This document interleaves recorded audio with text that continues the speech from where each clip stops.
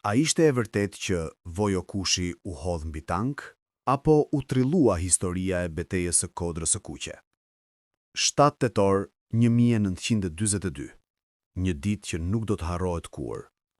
Kodra e Kuqe, lagje pranë Fakultetit të Mjekësisë, Tiranë. Një betejë kundër forcave italiane, tanke, autoblinda, qindra ushtar. Brenda, disa luftëtar me armë të pakta dhe guxim të pafund. Në krye, Vojo Kushi, Sadik Stavileci, Gjogji Martini. Ata luftuan, Sadiku dhe Gjogji Iran. Vojo, sipas historisë zyrtare, u hodh mbi tankun italian. Heroizëm ekstrem, deri në frymën e fundit. Por, historia nuk është kaq e thjeshtë.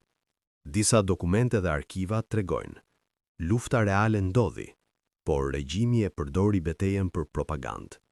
Detajet dramatike u përforcuan ose u sajuan për t'i dhënë legjendë heroizmit. Historitë u përforcuan në libra, filma dhe ceremoni nderimi. Fakt, beteja ndodhi.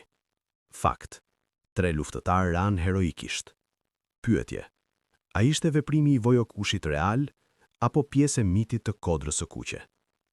Ngjarja mbetet simboli i trimërisë dhe sakrificës, por historiografia moderne e shikon me dyshim. Shumë detaje dramatike janë të shtrembëruara.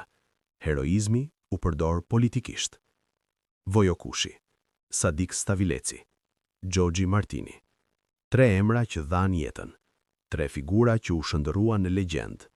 Histori reale ende flet.